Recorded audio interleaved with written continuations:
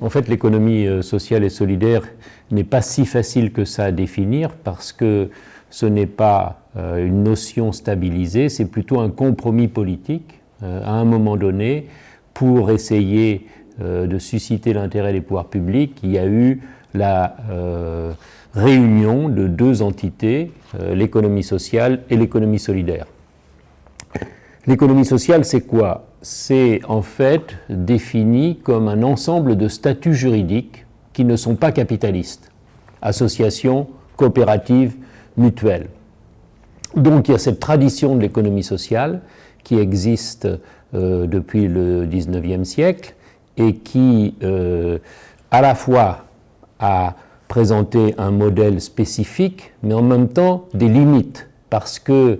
le pari de l'économie sociale, c'est qu'on peut changer par une entreprise différente. Et ce qu'on constate de manière récurrente partout, c'est que, pour reprendre les termes d'un coopérateur sud-américain, les coopératives, parce que c'est ça le centre de gravité de l'économie sociale, c'est le modèle coopératif. Les coopératives pensaient changer le marché, en fait c'est le marché qui a changé les coopératives. Donc on voit bien que l'économie sociale a à la fois une originalité, mais en même temps comme elle parie uniquement sur l'entreprise, elle se heurte constamment à des phénomènes de banalisation. Et donc c'est par rapport à ça qu'est né dans les années 70, à partir de ce que l'on a appelé à l'époque les nouveaux mouvements sociaux, dans prolongement et en critique de l'économie sociale, une économie solidaire. Alors souvent celle-ci est mal perçue parce qu'on la réduit, y compris dans certaines structures qui sont censées en faire la promotion comme le labo de l'ESS, à l'insertion et à l'utilité sociale. Mais en fait, c'est pas ça l'économie solidaire. L'économie solidaire, quand on regarde au niveau international, c'est de renouer avec une dimension politique que l'économie sociale avait perdue. C'est-à-dire de montrer que les initiatives sont effectivement des activités économiques des entreprises, mais elles ne sont pas que cela, elles sont aussi des formes d'expression publique, d'inscription dans le débat, et qu'il faut renouer avec cette dimension politique si on veut essayer de mettre ensemble ce qui est de l'ordre du mouvement social et ce qui est de l'ordre de l'activité économique. Et c'est pour ça que, pour moi, l'économie solidaire renoue avec un projet initial antérieur à l'économie sociale, qui était le projet de l'associationnisme, qui justement essayait de faire vivre ensemble ce qui était de l'ordre du mouvement et ce qui était de l'ordre de l'activité économique. Et ça a été perdu ensuite. Donc c'est ces deux composantes qui font l'identité mais aussi l'hétérogénéité de l'économie sociale et solidaire, hétérogénéité qui a été renforcée par l'apparition d'un mouvement encore plus récent qui est l'entrepreneuriat social, qui là aussi est difficile à appréhender parce qu'il a plusieurs définitions suivant les contextes dans lesquels il a émergé. Phénomène anglo-saxon, qui met l'accent sur la marchandisation de plus en plus forte que doivent connaître les associations pour s'adapter au monde tel qu'il est aujourd'hui. Et puis ensuite, un modèle très important au niveau international et qui l'est de plus en plus en tant que référence, le modèle promu par Yunus du social business, qui en fait se présente à ce moment-là non plus comme le prolongement de l'économie sociale, mais plutôt comme un capitalisme à but social, pour reprendre les termes mêmes de Yunus. Donc on voit que il y a une entité économie sociale et solidaire dans laquelle il y a ces différentes composantes, et suivant qu'on met l'accent sur telle ou telle composante, en fait on a une acception de l'économie sociale et solidaire qui peut être très différente suivant les acteurs ou suivant les pouvoirs publics. Sur le site du ministère des Sports, on peut lire cette affirmation: bousculé par le sport business, sollicité par des demandes sociales auxquelles il peut avoir du mal à répondre et pris en étau avec de nouvelles formes de mise en concurrence, le mouvement sportif est interrogé dans son identité. C'est dans ce contexte déstabilisant qu'une meilleure compréhension de l'ESS peut contribuer à asseoir une reconnaissance pleine et entière de ses valeurs et à conforter sa place dans l'économie nationale. La mondialisation et la financiarisation de l'économie ces 20 dernières années ont en effet paradoxalement accru la demande sociale d'éthique. Portée en étendard par les acteurs de l'ESS, soutenue par les pouvoirs publics, Elle est partie prenante d'un mouvement mondial qui propose une alternative au code dominant de l'économie de marché.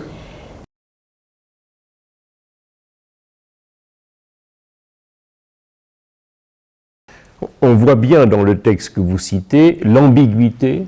qu'il y a, puisqu'effectivement on convoque des valeurs, une éthique, une différence par rapport au capitalisme, et en même temps, pour terminer, sur une recommandation qui serait simplement d'adopter un modèle coopératif, donc dans la lignée de l'économie sociale traditionnelle, et d'avoir plus de ressources venues des ventes de produits. Et donc on voit bien que finalement, sous couvert d'économie sociale et solidaire, il y a la participation à une tendance à la marchandisation. Et donc je crois que si on se réfère à cette injonction qui est faite aujourd'hui, on peut être contre l'économie sociale et solidaire. Mais il me semble que si on retravaille sur les définitions que je viens d'indiquer et si on réintègre pleinement la dimension solidaire au sein de l'économie sociale et solidaire, à ce moment-là, l'économie sociale et solidaire peut être un point d'appui. Donc c'est ça la difficulté, c'est qu'il faut à la fois se démarquer de l'injonction qu'on reçoit des pouvoirs publics à l'heure actuelle, parce que c'est une injonction à la marchandisation, et en même temps, je pense que l'on peut se réclamer d'une économie sociale et solidaire qui soit plus transformatrice et qui justement essaye de finalement réunir ces différentes composantes pour avoir un projet qui soit un projet de changement d'autant plus important qu'on est dans une phase de transition sociale, écologique et aussi, on le souhaite, démocratique. Alors justement, face à l'urgence de cette transition écologique, démocratique, comment on peut réussir à convaincre en 2020, face au poids dominant du néolibéralisme, du pouvoir de l'associationnisme et de perspectives nouvelles pour lutter contre les inégalités notamment? Il me semble que la difficulté, c'est un peu ce qui est exprimé dans le livre, tient d'abord à ce que nous avons été privés de la mémoire de l'association. Quand on parle d'associationnisme, il ne s'agit pas de plaider pour le statut associatif par rapport au statut coopératif ou mutualiste. Il s'agit plus généralement de reconnaître que dans les sociétés démocratiques, il y a une capacité d'association qui fait partie de cette démocratie. La démocratie, ce ne sont pas simplement des institutions de la représentation, ce sont aussi des possibilités pour les citoyennes et les citoyens de s'exprimer dans le cadre d'une discussion de ce que l'on peut appeler des espaces publics. Et donc ça, je crois que c'est très important d'intégrer cela et de voir que cette histoire, nous en avons été privés parce que, en particulier au XXe siècle, les débats économiques et politiques se sont réduits à la complémentarité et la substitution entre marché et État.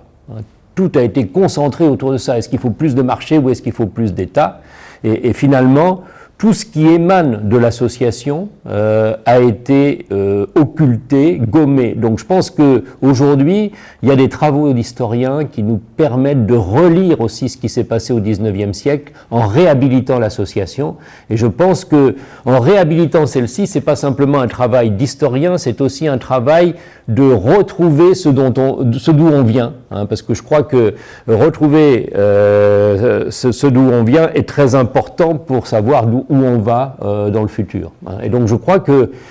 y a des ressorts dans l'association qui sont des ressorts qui ne sont pas forcément alignés sur d'autres formes d'entreprises privées à but lucratif. Et on peut essayer de mieux valoriser, de mieux prendre en compte tous ces éléments-là qui généralement sont considérés dans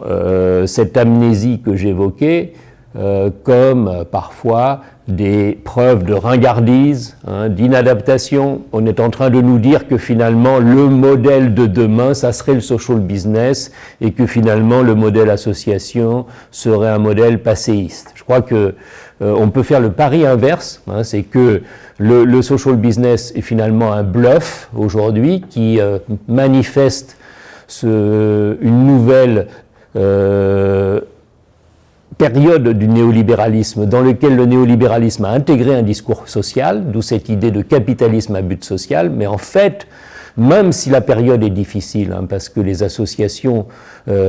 sont contraintes par cette évolution générale que nous vivons toutes et tous, je crois qu'il est aujourd'hui essentiel de retrouver cette fierté de faire association et de voir comment est-ce qu'il est possible de travailler sur cette dimension associationniste, alors que beaucoup de tendances que l'on nous présente comme inévitables seraient justement de l'oublier à nouveau. C'est-à-dire à la fois un oubli dans le passé et aussi un oubli de certaines facettes de ce que l'on est aujourd'hui sous prétexte que l'association serait dépassée. Je crois que l'association est au contraire un modèle qui peut être important pour les démocraties du XXIe siècle et dans le cadre de la transition qu'on évoquait. Alors, dans un article de janvier 2017, vous indiquez que la recherche de ressources ne saurait obéir à des recommandations simplistes comme l'augmentation de l'autofinancement sur le marché.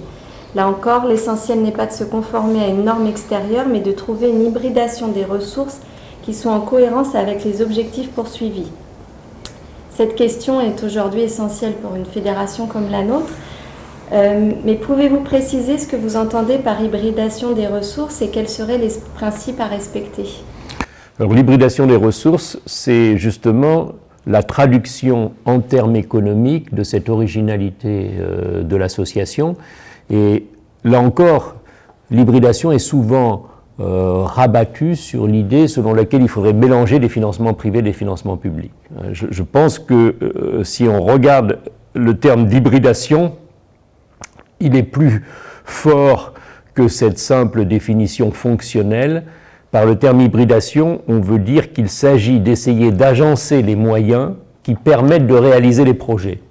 Et c'est là où on a une difficulté qu'il ne faut pas nier, y compris dans l'éducation populaire, où finalement on met l'accent sur les projets, mais souvent dans les moyens économiques, on se livre à des consultants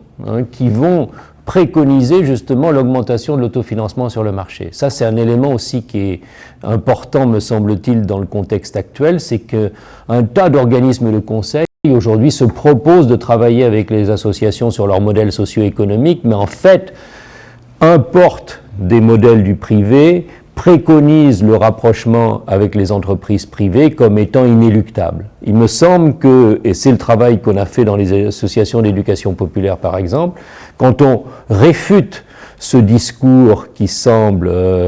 obligé et que l'on va dans les associations elles-mêmes voir ce qui s'y passe, on découvre un peu les trésors cachés de l'hybridation. C'est-à-dire comment est-ce que chaque association, sans forcément en parler, à trouver des formes de bricolage qui peuvent lui servir, mais qui peuvent aussi servir à d'autres. Et donc je pense que l'un des aspects importants de l'hybridation, c'est à la fois travailler sur les mixages entre privé et public dans une période où effectivement on est sorti du tout public, mais plus largement, c'est de voir comment est-ce que des formes de bénévolat, de ressources non monétaires, de participation des usagers, de démocratie vivante dans les associations peuvent aussi constituer des ressources économiques en tant que telles, et comment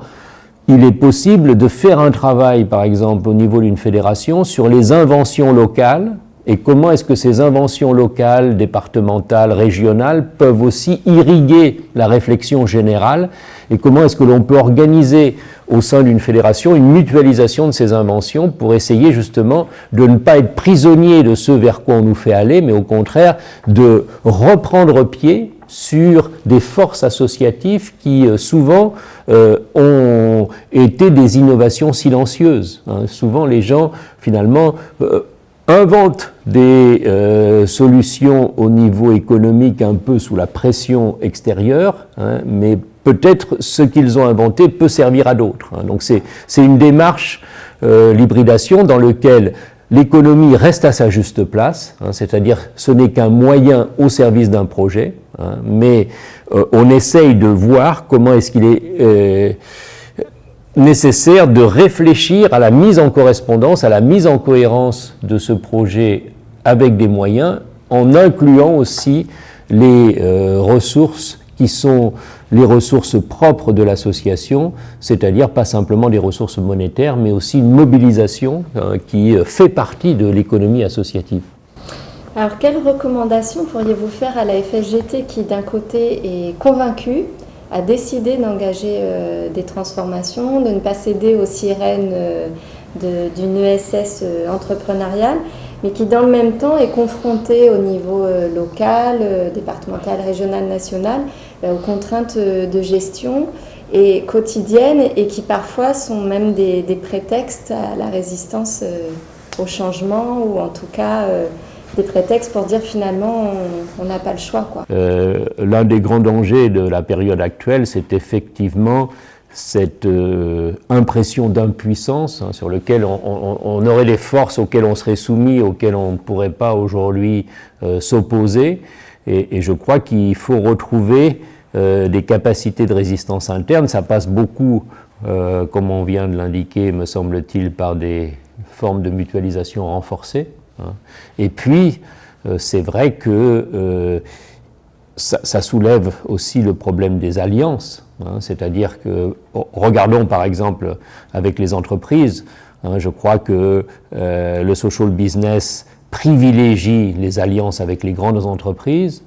Je pense qu'au sein même de l'économie de marché, il y a d'autres acteurs que les grandes entreprises. Il y a aussi une forme d'économie de marché plus territorialisée,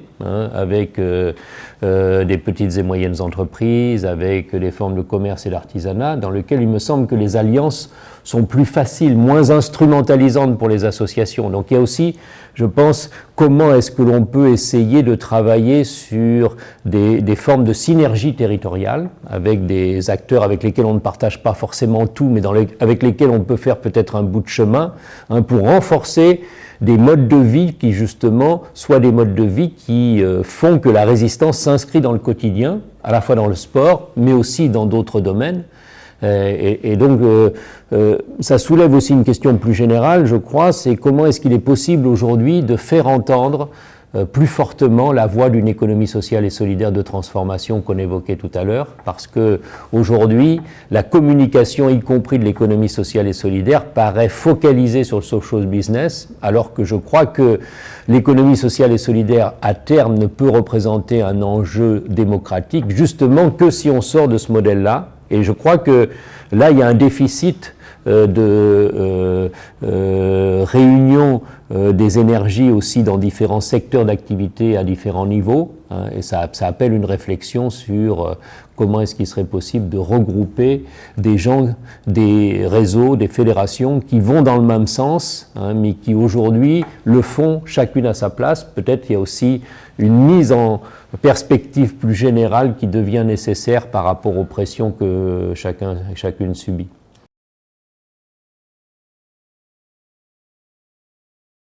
Je crois que c'est un chantier qui n'est pas facile, mais c'est un chantier qui me semble décisif pour les décennies qui viennent. Et je pense qu'on est obligé aujourd'hui de rassembler les forces dans un contexte qui est défavorable, mais je crois que si on va dans ce sens-là, on œuvre pour une société qui soit respirable, vivable demain. Et il me semble que l'important dans l'associationnisme, l'important dans l'économie sociale et solidaire au sens transformateur du terme, c'est que ça va à l'encontre d'une société uniformisée, et c'est finalement travailler à une socio- et une écodiversité qui me semble tout aussi nécessaire que la biodiversité, si on veut que la société soit une société dans laquelle il puisse y avoir un épanouissement et une émancipation demain.